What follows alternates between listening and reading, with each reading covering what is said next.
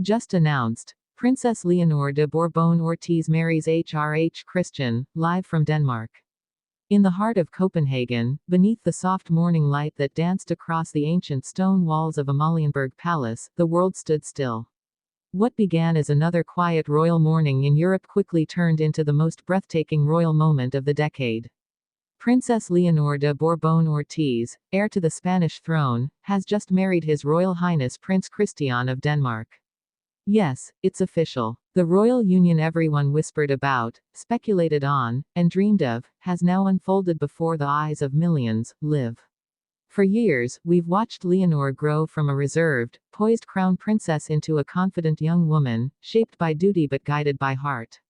And now, in 2025, that same princess, the future Queen of Spain, has chosen love, unity, and courage in front of an emotional Europe. But behind the smiles, applause, and royal carriages, lies a story of emotional depth, quiet struggle, and a modern monarchy redefining itself for a new generation. The cameras captured the moment King Felipe VI wiped away a tear. Queen Letitia's eyes glistened as she reached for her daughter's hand before the procession began. And as the Danish royal choir began to sing, the entire hall, filled with kings, queens, and dignitaries, fell silent. For that single moment, all of Europe felt connected. This was not just a royal wedding. It was a turning point, a moment when two powerful royal families merged not through politics, but through love. A love that broke barriers, silenced rumors, and gave hope to a continent yearning for sincerity in its symbols of power. As the golden doors opened and Princess Leonor appeared in her gown, shimmering with a delicate blend of Spanish lace and Danish silk, you could almost feel time pause. The gown itself was more than a masterpiece.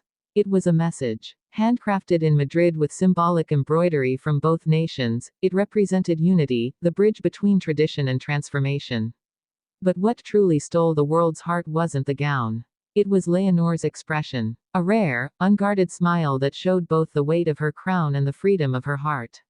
She wasn't just walking toward a prince. She was stepping into her destiny, one that intertwined love, leadership, and legacy. The ceremony began under the gilded chandeliers of Christiansborg Palace, attended by nearly every major royal household in Europe. From the British royals to the Swedish crown family, all eyes were fixed on the young couple. And yet, even amidst the grandeur, there was an unmistakable intimacy. As Leonor and Christian exchanged vows, whispered, trembling, heartfelt, the audience could sense something profoundly human. Te amo, Christian, she said softly. Her voice, though calm, carried the emotion of generations. Christian smiled, his Danish accent curling gently as he replied, Jeg elsker dig, Leonor. The words echoed through the palace, instantly immortalized in royal history. And just as the applause began, King Felipe stood. His speech was brief, but heavy with emotion. Today, he said, Spain does not lose a daughter, it gains a family.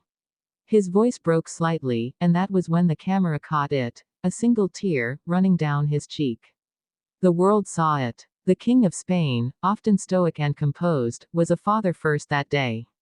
And his emotion mirrored that of an entire nation watching from home, from the plazas of Madrid to the quiet villages of Asturias.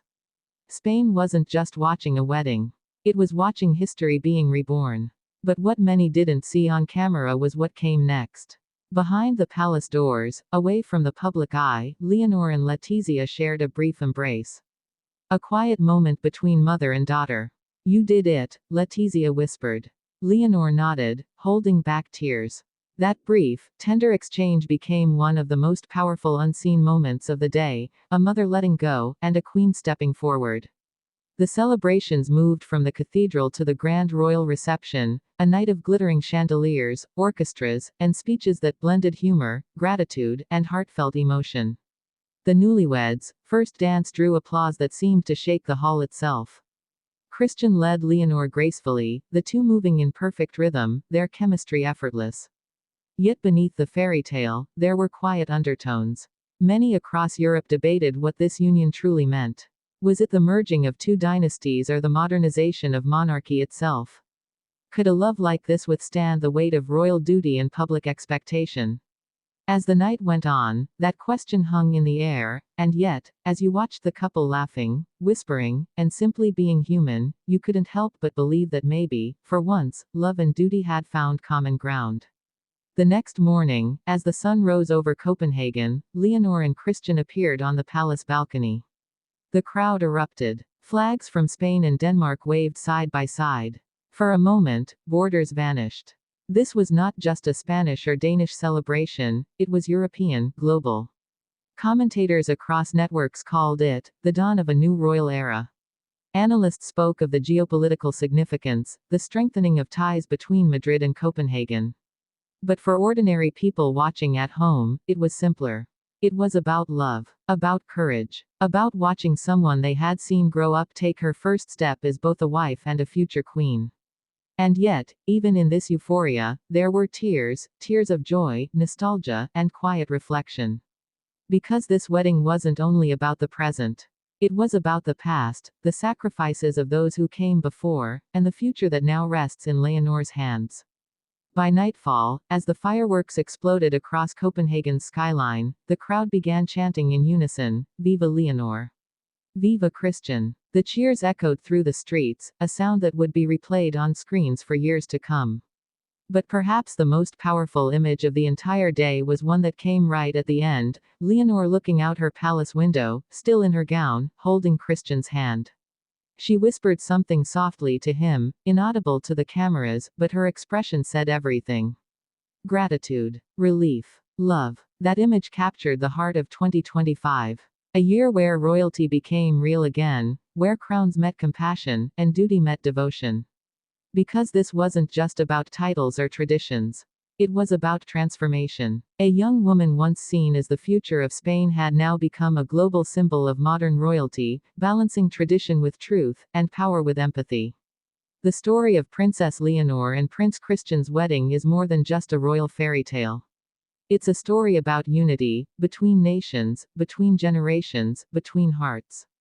And as the echoes of that unforgettable day fade into history, one truth remains clear: the royal era has changed forever. And it began, not with politics, but with love. Princess Leonor de Bourbon-Ortiz. Her Royal Highness Princess of Denmark. Heir to the Spanish throne. A young woman who, with one, I do, redefined what it means to be royal in the modern world. And for Spain, for Denmark, and for millions watching, this is not the end of a royal story. It's just the beginning of a royal era.